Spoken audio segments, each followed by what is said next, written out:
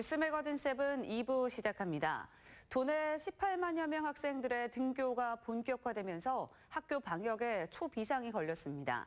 일선 학교마다 인력 부족으로 어려움을 겪으면서 교육청에서도 지원에 나섰지만 역부족입니다. 이윤영 기자의 보도입니다. 청주 구도심에 자리한 소규모 학교입니다. 전교생이라야 191명. 마지막으로 5, 6학년까지 등교를 마치면서 전교생이 매일 등교 수업을 하게 됐습니다.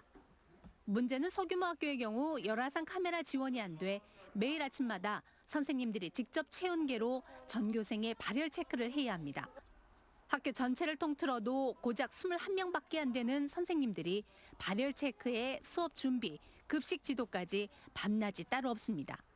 선생님들께서 워낙 아침부터 일찍 오셔서 준비를 해주셨고, 그리고 아이들이 오는 시간도 한꺼번에 많이 몰리지 않고 순차적으로. 실제로 충북교육청은 학생 수 600명 이상인 학교에만 열화상 카메라를 지원하고 있습니다. 코로나19 확산세가 지속되자 지난달 210대를 추가 보급했지만 이마저도 지원을 받지 못했습니다. 가뜩이나 불안한 학부모들은 불만이 이만저만이 아닙니다. 저 교육청 전화하려고 그랬어. 근데 또 그래도 생명 안전에 있어서는 인원수 관계없이 차별이 없어야 된다고. 학교 현장의 어려움이 최고조에 이르자 충북교육청에서도 방역활동 지원에 나섰습니다. 교육청 등에서 도내 희망학교에 한해 100여 명의 교직원들을 보내 발열 체크와 급식 지도 등을 돕기로 한 겁니다. 아침에 발열 체크를 하는 인원이 보통 이런 소규모 학교임에도 불구하고 한 서너 명 정도가 필요하거든요. 그래서 도교육청에 있는 담당 부서들에게 배당을 해서. 하지만 이마저도 이달 말까지만 제공되는 한시적인 지원일 뿐 근본적인 해결책이 될 수 없습니다. 이미 지칠 대로 지친 선생님들이 언제까지 방역의 최일선에서 학생들을 지도해 나갈 수 있을지 우려의 목소리가 높아지고 있습니다. CJB 뉴스 이윤영입니다. 21대 국회가 출범한 지 열흘가량이 흘렀습니다. 충북 지역 국회의원들은 앞으로 의정활동 방향을 짐작할 수 있는 1호 법안을 속속 내놨는데요. 주로 지역구와 관련 높은 법안을 제출한 것으로 나타났습니다. 구준회 기자입니다. 청주 상당의 정정순 의원이 발의한 1호 법안은 소상공인 지원법입니다.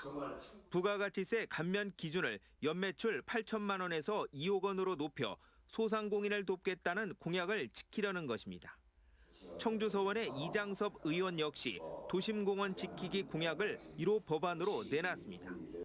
국가가 지자체 도심공원 취득 비용을 최대 70% 보조하고 토지 매수를 위해 발행한 채권 상환 기간을 최대 30년까지 연장해 지자체 부담을 덜어주도록 했습니다. 지역 주민들의 거의 중요한 쉼터 또 도시의 허파 기능을 하는 곳이기 때문에 도시공원을 지키는 것들이 지역구 개헌의 가장 중요한 의무이다라고 생각을 했고. 이종배 통합당 의원은 지역인재 채용 법안을 제출했습니다. 일부 공공기관이 시행 중인 지역인재 의무 채용을 지역 공공기관과 기업체로 확대하는 내용의 관련 법안 3건을 한꺼번에 발의했습니다. 청주 흥덕 도종환 의원은 아예 채용 비율을 명시했습니다. 권고에 머물고 있는 공공기관과 상시근로자 300인 이상 기업의 지역인재 채용을 35% 이상 의무화하도록 명시했습니다. 동남사군 박덕흠 의원은 농업인 기초연금 특별법을 발의했습니다. 농가당 매월 최소 10만 원 이상의 현금이나 지역상품권을 지급한다는 내용으로 최근 이슈가 되고 있는 기본소득의 농민 버전입니다. 지속 가능한 농어촌을 보존하기 위해서 농업인들의 자발적 공익적 가치 보존에 대한 그런 당연한 권리 대가인 가칭 농업인들의 기초연금제 이걸 추진한 거죠. 엄태영 의원은 중부권 글로벌 관광도시 조성에 대한 특별법을 발의했습니다. 정부와 충청북도가 제천 단양 일대를 글로벌 관광지로 조성하고 지역 경제 활성화를 도모하도록 했습니다. CJB 뉴스 구준혜입니다.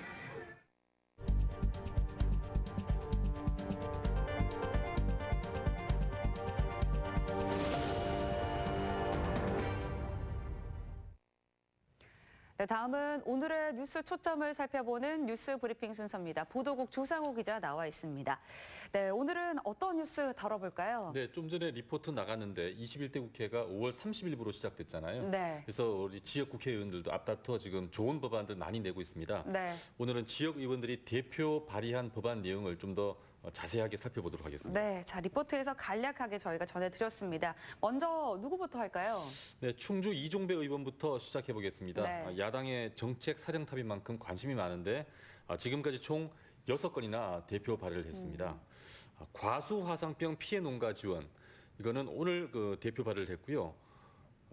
또 코로나로 인한 대학생 등록금 일부 반환, 또 감염병 관련 등 3건이 있고요. 네. 나머지 3건이 이제 오늘 같이 짚어볼 지역인재 의무 채용에 관한 법률 개정안입니다. 지금 현행법은요, 지역인재 의무 채용 대상이 수도권에서 지방으로 이전한 공공기관으로 한정돼 있고 신설 공공기관은 예외로 돼 있습니다. 네. 이종배 의원이 대표 발의한 공공기관 운영에 관한 법률 개정안은 지역인재 의무 채용 대상을 지역에 소재하는 모든 공공기관으로 확대했습니다. 이종배 의원은 또 산업집적활성화법 개정안과 기업도시개발특별법 개정안도 함께 대표 발의를 했는데 이거 역시 같은 맥락으로 지역인재 의무 채용 대상을 산업단지 입주기업과 기업도시 입주기업으로 넓히는 내용을 담고 있습니다. 비록 민간기업이지만 정부로부터 많은 혜택을 받았으니까 그만큼 사회적 기여를 해라. 그런 의미가 되겠습니다. 네, 사실 이제 지역 인재들이 이제 취업을 할 때 수도권으로 많이 이제 유출이 되기 때문에 고민이 많은데 이런 악순환을 좀 완화해 보자 이런 의도겠죠? 맞습니다. 지역 인재 유출이 이제 날로 심화되다 보니까 네. 지방은 지속 가능한 발전을 위협받고 있다. 그래서 지역 인재들을 위한 일종의 일자리 쿼터를 만들어주자 이런 취지가 되겠습니다. 도종환 의원도 같은 맥락으로 지방대학 육성법 개정안을 대표 발의를 했는데요. 네. 도종환 의원 개정안은 공공기관의 지역 인재 채용 비율을 아예 구체적으로 숫자를 명시를 했습니다. 신규 직원을 채용할 때 지역 인재를 전체의 35% 이상으로 의무화했습니다. 네. 지역 인재의 취업 기회를 확대하고 지방대학 경쟁력도 이제 높여주자는 취지가 되겠습니다. 네, 잘 알겠습니다. 자, 이종배 도종환 의원 살펴봤고요. 다음은 또 어떤 법안일까요? 네, 초선인 정정순 의원도 대표 발의 법안을 내는데 조세 특례 제한법 일부 개정 법률안입니다. 코로나19로 소규모 개인 사업자들 정말 요즘 힘들지 않습니까? 그렇습니다. 예. 그래서 정부가 8천만 원 이하 개인 사업자 같은 경우엔 올해 부가세를 간이과세자 수준으로 경감하는 세제 지원을 이미 시행을 하고 있습니다. 그런데 정정순 의원 개정안은 부가세 감면 대상 기준 금액을 연매출 2억 원으로 확대하고 네. 기간도 내년까지 2년에 걸쳐서 혜택을 주자는 내용입니다. 이 소상공인들의 관심이 좀 크겠는데요. 그렇죠.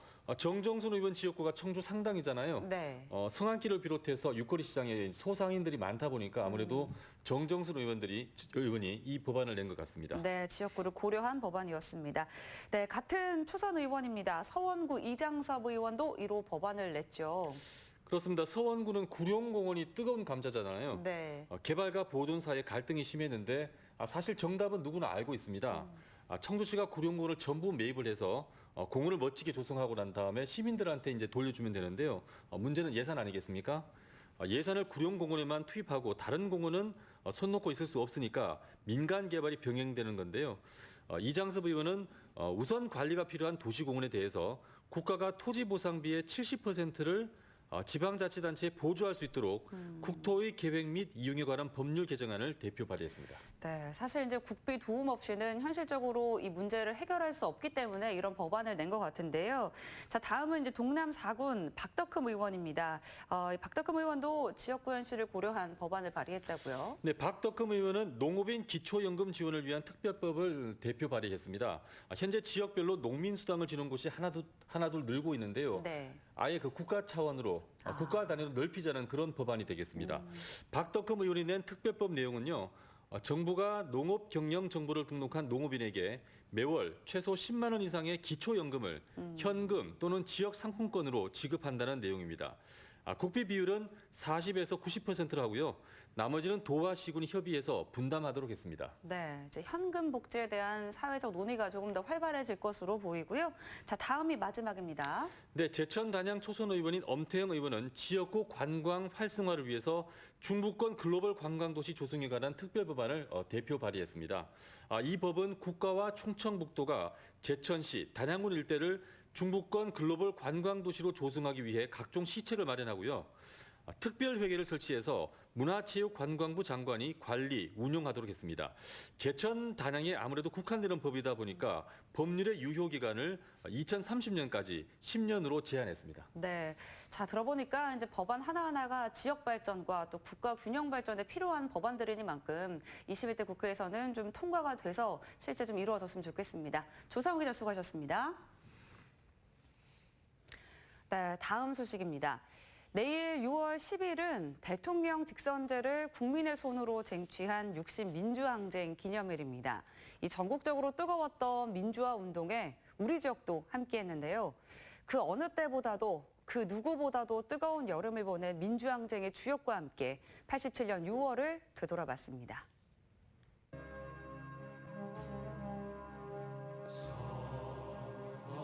유난히 푸르렀던 1980년 5월. 그해 5월 광주는 핏빛으로 물들었습니다. 대한민국 역사상 가장 참혹했던 5.18 광주 민주화 운동.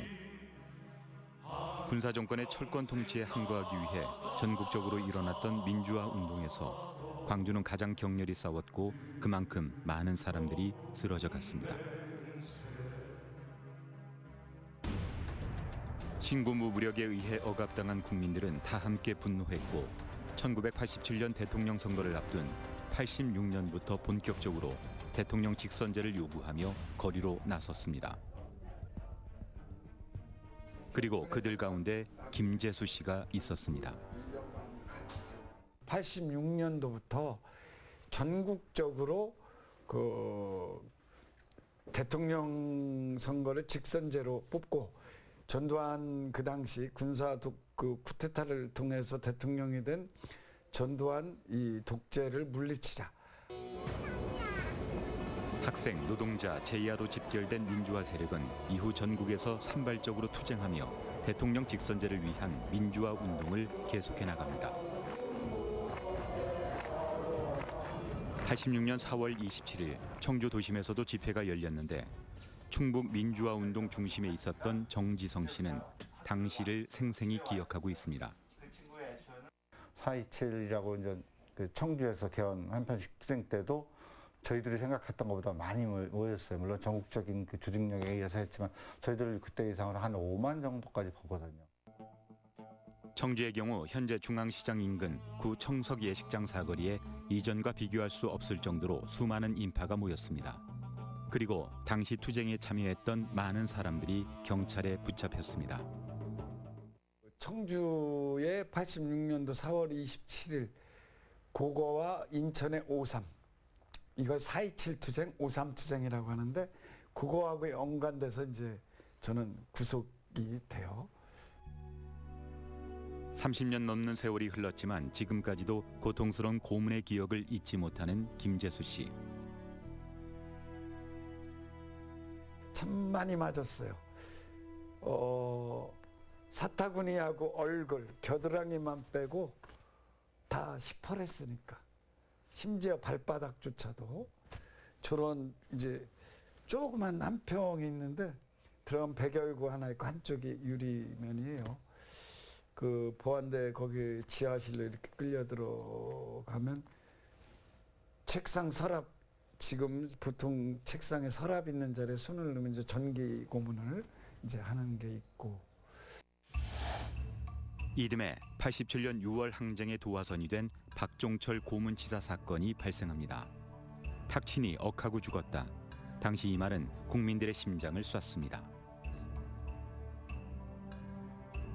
87년 1월 14일 날 박종철 군이 고문받다 죽는 것이 사람들의 마음에 정말 꽂혔어요. 사람을 죽일 수 있다. 군 와라. 박종철의 죽음은 민주주의에 대한 사망 선고였기에 국민들은 분노했습니다. 하지만 전두환 정권은 민주주의를 향한 국민의 열망을 낡은 사고로 치부하며 호헌 조치를 발표하고 맙니다. 이제 본인은 임기 중 개헌이 불가능하다고 판단하고 현행 국민들의 열망을 절망으로 바꾼 군사정권. 이후 4.19 기념식을 기점으로 호헌 철폐를 외치는 전국적인 시위가 격렬하게 펼쳐집니다.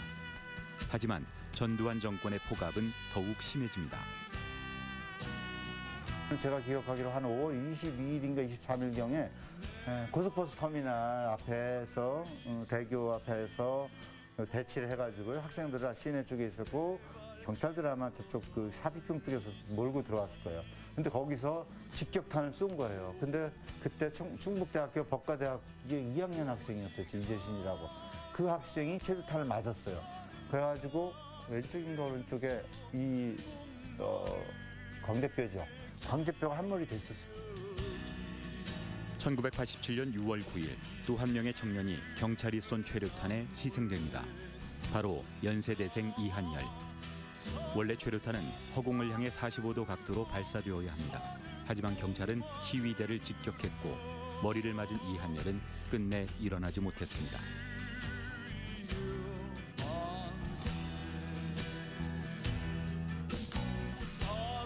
산발적으로 전개되던 민주화 운동은 점차 전국으로 확산, 집결되었고 그 총궐기일이 바로 6월 10일 60항쟁입니다. 박종철 고문살인 규탄 및 호헌철폐 국민대회를 전국에서 동시다발적으로 개최하여 민주항쟁의 기폭제 역할을 한 겁니다. 이후 20일이 넘는 기간 동안 전국에서 약 500만 명이 참여하며 직선제 개헌, 민주화 촉구를 위한 거리 집회가 지속적으로 일어났습니다. 여기서 주목해야 할 것은 넥타이 부대로 대표되는 일반 시민들도 대거 시위에 함께했다는 겁니다. 청주에서 가장 격렬한 시위가 있었던 곳은 지금의 성안길입니다. 근데 학생들 두드려 패는 거 보면 어른들 입장에서 왜 패? 응? 왜 학생은 그래? 이러면 이제 경찰하고 시민하고 싸움이 되는 거예요. 그러면 이제 경찰이 뭐라고 이렇게 다시 호응하면 시민은 거기 아예 직접 가담해가지고 학생들 빼가지고 도망가게 하고 막 경찰하고 시민들이 싸우고 뭐 남궁병원 앞에 골목골목에서 그랬었던 거예요, 사실은. 87년 6월 충북의 학생들도 뜨거웠습니다. 그리고 그 선봉에 이광희 씨가 있었습니다. 네, 지금 이제 여기 충북대 여기가 도서관인데요. 당시에도 도서관이었고 이 뒤에는 지금은 이렇게 울창한 숲인데 당시에는 큰 마당이었어요. 그래서 저희들이 이름 붙인 게 우리마당이라고 해서 저쪽에서 집회를 하면 여기가 꽉 찼죠, 학생들이. 당시 이광희 씨는 민주주의를 열망하던 학생들의 지지를 받아 부학생회장에 당선됐습니다. 87년 6월 민주항쟁은 6월 10일이 대표되지만 충북대에는 6월 19일을 기념하는 표지석이 세워졌습니다. 전국에서 아마 2학교 정도? 그 중에 한 학교가 충북대였었는데 그 시험을 보고 있었어요. 60대 나서질 않은 거죠. 그래서 차분히 그 대학 중에서 시험 보는 학교가 있다고 그 중앙방송 뉴스 9시 뉴스에 탁 나온 거예요. 당시에 그 충북대생들의 그 울분과 분노, 좀 창피함, 어쨌든 민족사회의 흐름 속에서 우리 젊은이들이 나서야 되는데 못 나서고 있다는 자괴감, 이런 것이 이제 쌓여있다가 드디어 그 6월 19일 날 폭발하는 거죠. 울분과 자괴감, 부끄러움이 섞인 감정으로 끓어오른 충북의 청년들은 그 누구보다도 뜨겁게 6월 19일의 거리를 물들였습니다. 학교에서 출발해 시내로 가기까지 경찰과 여러 차례 대치해야만 했습니다. 정경들이 저 위에 서 있는 거예요. 저 언덕진 저 위쪽으로 정경들이 서 있었죠. 학생들은 여기서 쭉 나와가지고 정경들을 보고 바로 당시에 저쪽 87년 6월 청주의 민주화 운동은 성안길을 중심으로 시내 곳곳에서 밤낮으로 펼쳐졌습니다.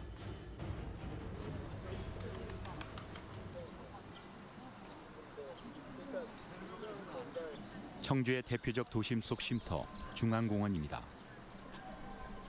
여기 이제 여기서 집회가 열리고 저희들이 이제 이 중앙공원을 기념하기 위해서 민주화운동 기념사업회에서 여기에 그러니까 지나가는 분들은 여기에 이런 게 있는지 아무도 모르실 겁니다.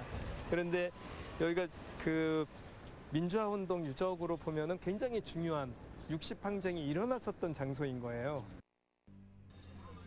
중앙공원을 비롯한 성안길 일대는 당시 시민들의 삶의 터전이자 민주주의의 분수령이었습니다. 지친 시민들이 쉬어가는 공원이 과거에는 민주주의를 열망하는 함성으로 가득했던 겁니다. 그런데 아이러니하게도 그 한편엔 군사 독재 정권의 시작이었던 5.16 군사정변 기념비도 있어 중앙공원이 역사의 중심에 있었음을 대변합니다. 과거 국민은행 앞 광장도 빼놓을 수 없습니다. 시위대가 시민 그리고 주변 상인들과 하나가 됐던 기억이 지금도 생생합니다. 제일 위에서 막히고 나면 이제 이쪽으로 쏟아져 나오는 거죠. 그러면 여기에서 집회를 하고 있으면 드디어 여기에 시민들이 집결을 하기 시작을 하는 거예요. 예, 여기가 워낙 넓지 않습니까? 굉장히 많은 인원이 막 이제 그때부터 그 누가 뭘 할 것도 없이 드링크제도 막 여기 약국에서 사다가 막 뿌리고 약국에서도 마스크 같은 거 막 뿌려주고 그 당시에는 최루탄 때문에 택시가 경적을 울리고 넥타이 부대가 거리로 뛰쳐나왔던 것처럼 청주의 민주화 운동 역시 6월이 깊어갈수록 더 많은 사람들의 가슴을 뜨겁게 만들었습니다. 전에 이제 말씀드린 대로 60대는 학생들하고 몇몇 그 각선됐다고 하나요? 그런 운동권들만 하다가 이제 일반 대중들이 막 참여를 하기 시작을 했으니까 그 어떤 그 감동 그런 거는 이루 말할 수가 없어요. 6월 민주항쟁의 마지막 대규모 집단 항거는 26일에 이루어졌습니다. 전국 각지에서 학생들은 물론이고 밤이 되자 노동자와 직장인도 동참했습니다.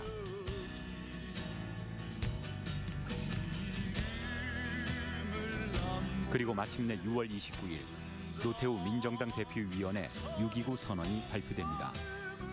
국민의 손으로 대통령 직선제를 쟁취한 겁니다.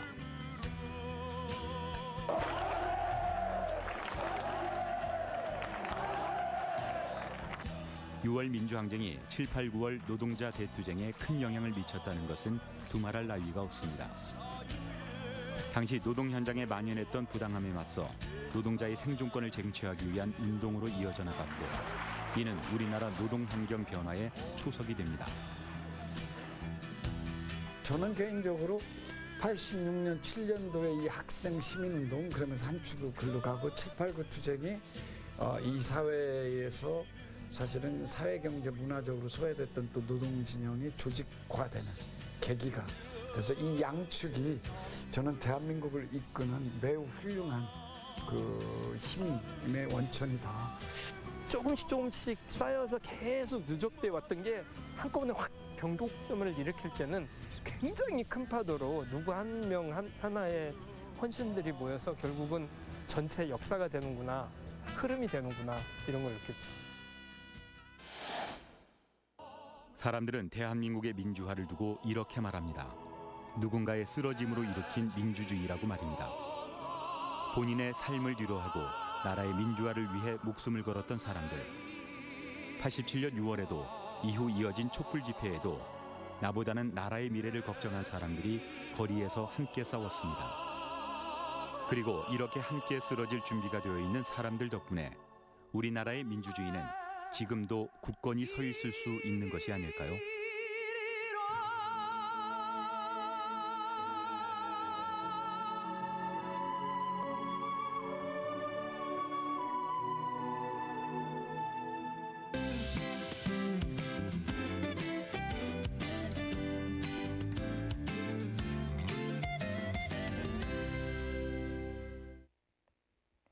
가벼운 옷차림 만큼 얼굴도 시원하게 드러나면 얼마나 좋을까요?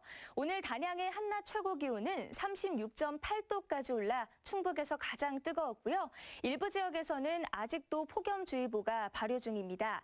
내일은 이 열기를 식혀줄 비 소식이 들어있는데요. 내일 퇴근길 무렵 서쪽 지역을 시작으로 밤이면 충북 전역으로 확대되겠습니다. 예상 강수량은 30에서 60mm로 이 비는 목요일 새벽이면 대부분 그치겠습니다. 낮 기온은 오늘과 비슷하겠는데요. 청주와 단양, 영동 모두 33도까지 올라 오늘만큼이나 덥겠습니다. 다만 북쪽에서 찬 공기가 내려오고 있고요. 또 모처럼 만에 비다운 비가 내리며 폭염특보는 해제될 가능성이 있습니다. 다음은 자세한 지역별 내일 날씨입니다. 내일 북부 지역의 아침 기온은 단양, 음성 19도가 예상됩니다. 중부 지역의 한낮 기온은 모두 33도가 예상되고요. 체감 온도는 오늘과 비슷하겠습니다. 남부 지역 역시 오후부터 하늘빛이 흐려지겠고요. 한낮 기온은 영동 33도로 오늘보다 2도가량 낮겠습니다. 목요일 오전 비가 그치고 나면 다음 주 초반까지도 비구름이 자주 지날 것으로 예상됩니다. 날씨였습니다. 마지막으로 오늘의 커7입니다. 카카오톡 채널에서 CJB 청주 방송을 추가한 후 여러분의 일상 등을 사진으로 보내주시면 오늘의 커7에서 소개해드립니다. 일상이 뉴스다. 뉴스 매거진 7을 마칩니다. 고맙습니다.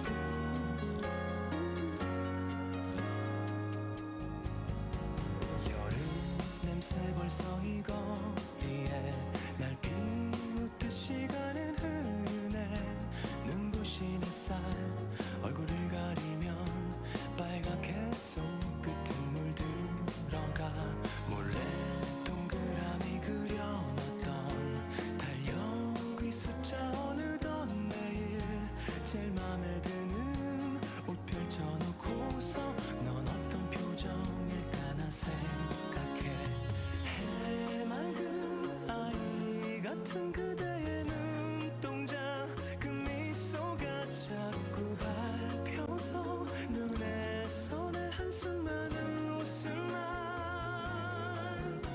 그대 힘겨운 하루의 끝 이젠 누가 지킬까 누가 위로할까 내 턱끝까지 숨이 차올라 내 머리 위로 바람이 불어온다 온 힘을 다해 나는 달려간다 이게 마지막 선물이 될지도 몰라 눈물이 흘러 아니 내 얼굴 가득히 흐르는 땀방울 늘 그랬듯이 아무렇지 않게